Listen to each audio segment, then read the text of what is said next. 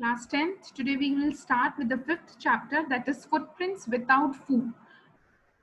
ये आपकी बुक का नाम भी है and coincidentally this is the name of one of your chapter also, and I hope that you all will enjoy the story. So let's start the story. Footprints without food का मतलब क्या है कि वो footprints जो कि बिना पैरों के हों. Okay, so let's start कि किसके वो पैर थे. The two boys started in surprise at the fresh muddy imprints of a pair of a bare feet. दो छोटे बच्चे खड़े हैं, दो बच्चे हैं, बॉयज हैं. वो लोग बहुत सरप्राइज हो गए when they saw the muddy imprints. Muddy मतलब मट्टी के अंदर जब उन्होंने imprints देखे, footprints देखे, और जब उन्होंने ऊपर देखा तो वो देख रहे हैं कि कोई भी नहीं है, बट कंटिन्यूअसली फुटप्रिंट्स बनते जा रहे हैं. What was a barefooted man doing on the steps of the house in the middle of London? And where was the man? Now वो लोग देख रहे हैं कि मडी जो पैर है वो एक घर के स्टेप्स के ऊपर चढ़ते हैं, एंड वो लोग ये भी सोच रहे हैं कि लंदन में ऐसा कौन है जो दिखाई नहीं दे रहा है लेकिन उसके फुटप्रिंट्स बन रहे हैं. As they gazed, a remarkable sight met their eyes. A fresh footmark appeared from nowhere. Now वो लोग बहुत ध्यान से gazed यानी देखना, वो लोग बहुत ध्यान से देखने लगे कि ये जो फुटप्रिंट्स बन रहे हैं वो कहाँ से आ रहे हैं, जबकि उन्हें कोई इंसान नहीं दिख रहा, कोई ऊपर इंसान नहीं है, लेकिन ऑटोमेटिकली एक के बाद नए फुटप्रिंट्स बनते जा रहे हैं. Further footprints followed one another. जैसे आप पैर आगे कदम जब आप चलते हो तो क्या होता है, पहले जैसे अगर आपने राइट फुट आगे किया है, उसके बाद लेफ्ट, उसके बाद वापस राइट, तो एक के बाद एक फॉलो अप हो रहा है. Descending the steps and progressing down the street. The boys followed, fascinated, until the muddy impressions become fainter and fainter, at last disappeared altogether. Now what happened, जब तक वो जो पैर थे वो जो मट्टी लगे जो पैरों के प्रिंट्स वो लोग देख रहे थे, वो तब तक उसको फॉलो करते रहे और करते करते वो स्ट्रीट के नीचे आ चुके थे. स्ट्रीट के नीचे यानी शायद कोई स्लोप होगा जहां से उन्होंने देखा होगा, और वो नीचे तक आ गए. लेकिन उसके बाद धीरे धीरे उन्होंने देखा कि जो फुटप्रिंट्स हैं वो फेंटर यानी कि थोड़े थोड़े हल्के होते जा रहे हैं, फेंट होते जा रहे हैं, और एकदम से उन्होंने देखा कि थोड़ी ही देर बाद फेंट होते होते उसके फुटप्रिंट्स जो हैं वो पूरी तरीके से गायब हो गए. The explanation of the mystery was really simple enough. हालांकि यहाँ पर नरेटर कहते हैं कि ये जो इसका एक्सप्लेनेशन है कि वो फुटप्रिंट्स कहाँ से आए, हालांकि दो बच्चे जो हैं वो बहुत ज्यादा सरप्राइज हो गए to see the footprints when they are not able to see the face of the person whose footprints were there. लेकिन ऑन द कॉन्ट्ररी नरेटर जो है या राइटर जो है वो कहते हैं कि एक्सप्लेनेशन करना बहुत सिंपल है. The bewildered boys had been following a scientist who had just discovered how to make the human body transparent. Now actually उन्हें नहीं पता था कि वो जो दो बच्चे हैं, दो जो लड़के हैं, वो किसको फॉलो कर रहे हैं, एक नए साइंटिस्ट को, जिसने कि अभी अपने एक्सपेरिमेंट से क्या बनाया है कि ऐसा रेयर मेडिसिन बनाया है जिससे कि वो अपनी ह्यूमन बॉडी को ट्रांसपेरेंट कर सके यानी इनविजिबल कर सके. अब उस साइंटिस्ट का नाम क्या है, Griffin. Griffin, the scientist, had carried out experiment after experiment to prove that human body could become invisible. Now, Griffin जो कि साइंटिस्ट का नाम है, वो कहते हैं कि जो ग्रिफिन है बहुत दिनों से अपना एक्सपेरिमेंट कर करके उसने लास्ट में क्या बनाया कि कैसी दवाई बनाई, एक ऐसा मेडिसिन बनाया, एक ऐसा केमिकल बनाया ताकि उससे ह्यूमन बॉडी जो है वो इनविजिबल हो सके.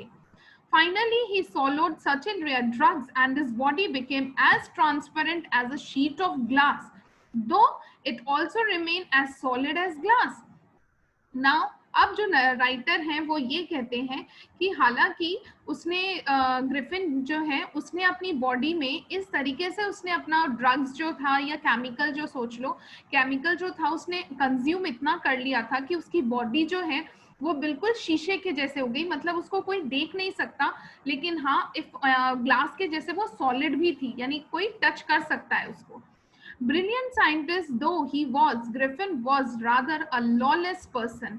अब यहाँ पर नरेटर कहता है कि ब्रिलियंट साइंटिस्ट, जो ग्रिफिन जो है वो एक बहुत अच्छा साइंटिस्ट तो है, लेकिन उसके अंदर एक नेगेटिविटी भी है, और वो नेगेटिविटी क्या है कि वो बहुत ही लॉलेस है. What is this lawless? यानी कि नियम कानून को ना मानने वाला ना, है ना. तो इसीलिए his landlord described him and tried to eject him, और इसीलिए उसका जो लैंडलॉर्ड है उसको पसंद नहीं करता, क्योंकि वो कोई भी नियम नहीं मानता या वो कानून को नहीं मानता, और इसीलिए जो उसका लैंडलॉर्ड है वो उसको इजेक्ट यानी कि अपने घर से निकालना चाहता है. In revenge Griffin set a fire to the house, और क्योंकि उसका लैंडलॉर्ड जो है वो ग्रिफिन को अपने घर से निकालना चाहता है, इसीलिए ग्रिफिन जो है वो रिवेंज यानी कि बदला लेने के लिए उसने क्या किया, उसने ग्रिफिन ने ही अपने ही घर में, जहां पर वो टेनेंट एज अ टेनेंट रहता था मकान मालिक के घर में, उस घर में आग लगा दी. To get away without being seen, he had to remove his clothes. अब उसने आग तो लगा दी, लेकिन उसने वो उसने जो केमिकल उसने जो बनाया है जिससे इनविजिबल हो जाए उसकी बॉडी, वो भी उसने पी लिया, लेकिन उसको बिल्कुल ही ना दिखाई दे इसके लिए उसने क्या किया, he removed his all clothes. उसने अपने क्लोथ सारे उतार दिए, क्योंकि अगर वो क्लोथ्स पहन के रखेगा तो क्लोथ्स तो दिखाई देंगे and anybody can see him. Thus it was he became a homeless wanderer, without clothes, without money and quite invisible. और इस तरीके से जो ग्रिफिन है वो बिना पैसों के, बिना घर के, बिना कपड़ों के एक इनविजिबल इंसान बन गया. Until he happened to step in some mud and left footprints as he walked. अब वो जो फुटप्रिंट्स थे वो क्यों दिखाई दे रहे थे, क्योंकि वो किसी मडी एरिया में चला गया था, जिसकी वजह से उसके पैरों में मड चिपक गई थी, यानी कि मिट्टी चिपक गई थी, और जब वो चल रहा था रास्ते के ऊपर तो क्या हो रहा था, तो उसके जो फ्रूट मार्क्स हैं वो दिखाई दे रहे थे, और इसीलिए वो दो छोटे बच्चे जो थे, टू बॉयज जो थे, वो बहुत ज्यादा कंफ्यूज हो रहे थे, वो नर्वस हो रहे थे और वो सरप्राइज्ड हो रहे थे. He escaped easily enough from the boys who followed his footprints in London. हालांकि जैसे जैसे उसके जो पैरों की मट्टी जो है वो सूखती चली गई, वैसे वैसे वो जो दो बच्चे थे उन्होंने उसको फॉलो करना बाद में छोड़ दिया, because they are not able to see the invisible man, क्योंकि उन्हें उसके बाद एक टाइम के बाद उन्हें फुटप्रिंट्स नहीं मिल रहे थे, तो उन्होंने फॉलो करना भी छोड़ दिया. But his adventures were by no means over. हालांकि उसके जो ये adventures थे वो अभी over नहीं हुए, आगे और भी है. He had chosen a bad time for the year to wander about London without clothes. उसने ये जो बिना कपड़ों के इनविजिबल होके रास्ते पे घूमने का जो टाइम सेट किया था, वो राइटर कहते हैं वो एक बुरा वक्त था. बुरा क्यों था, क्योंकि लंदन में बहुत ज्यादा ठंड पड़ती है, और ये जनवरी की बात है, तो बहुत ज्यादा ठंड की वजह से उसे अब ठंड लग रही थी. वो दिखना बंद हुआ था, बट इट डजंट मीन कि उसकी फीलिंग्स जो है, उसके सेंसेशंस जो है, उसके टचिंग सेंसेशंस जो है वो बंद हो गए थे, या वो उसको ठंड नहीं लगेगी या भूख नहीं लगेगी. It was a midwinter. The air was bitterly cold and he could not do without clothes. अब उसके पास तो एक भी कपड़ा नहीं था. जब लोग बाग पूरे चद्दर के चद्दर और किल्स भर के अपने आप को कवर करके रखते हैं, उस वक्त वो बिना कपड़ों के रास्ते में घूम रहा था. So now it was very difficult for him. Instead of walking about the street, he decided to slip into a big London store for warmth. Now, क्योंकि उसे बहुत ज़्यादा ठंड लग रही थी, इसलिए उसने decide किया कि rather than to move here and there, rather than to mooching around here and there in the streets of London during the winter, it's better to get into a good London store. एक बड़े से वो store में चला जाए या बड़े से मॉल में चला जाए, जहां पर उसको वार्म मिलेगा, तो थोड़ा सा अपने आप को वो गर्म कर पाएगा.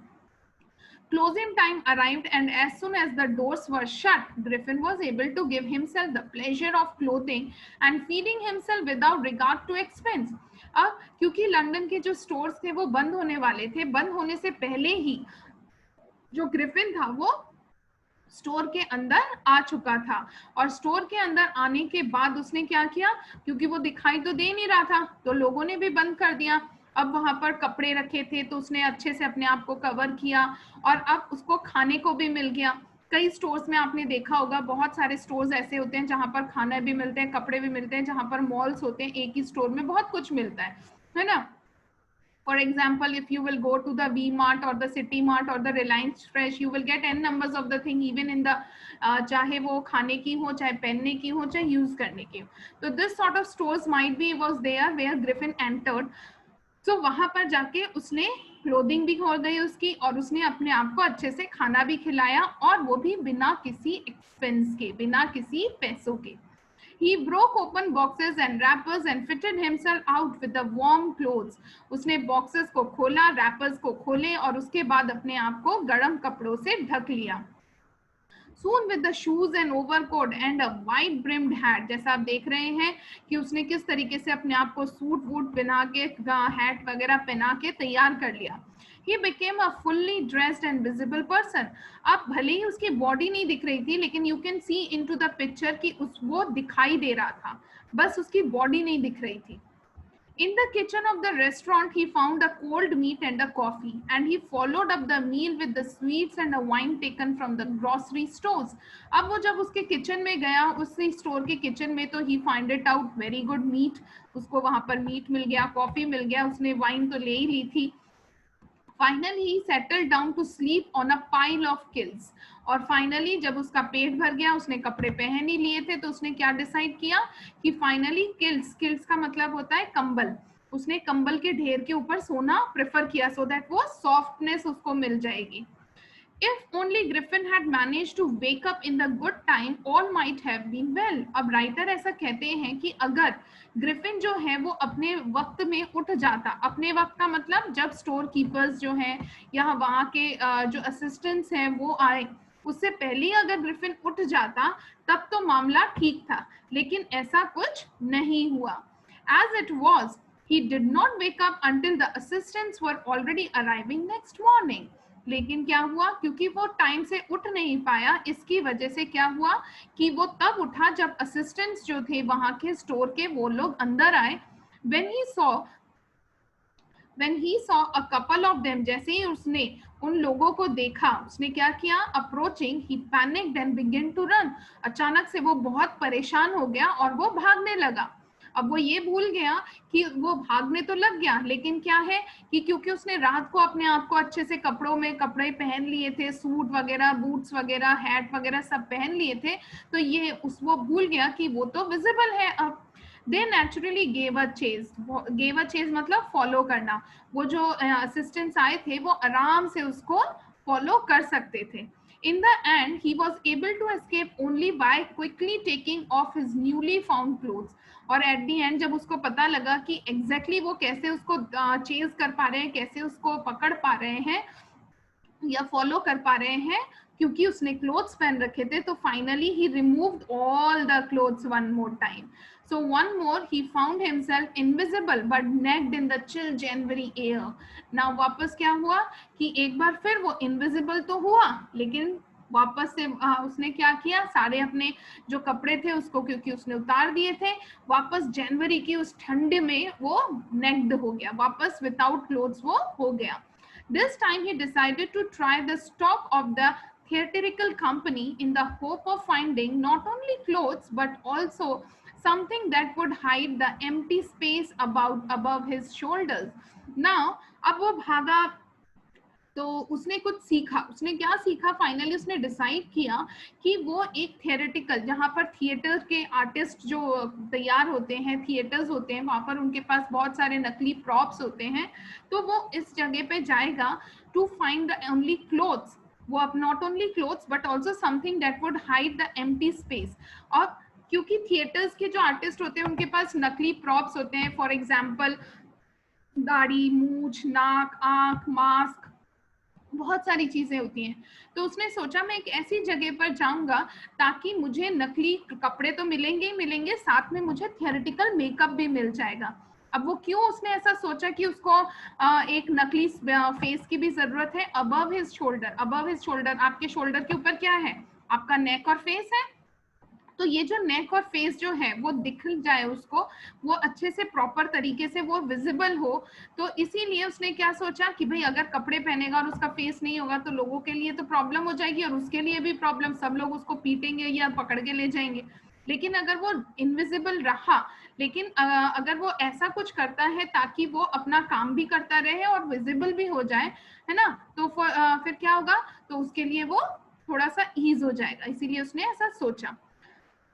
Shivering with the cold he hurried to Drury Lane. Drury Lane एक लंदन की स्ट्रीट का नाम है जहां पर बहुत सारे थिएटर्स हैं, तो वो वहां पर गया। He soon found a suitable shop. He made his way invisible upstairs and came out a little later wearing bandages round his forehead, dark glasses, false nose, big bushy side whiskers and a large hat.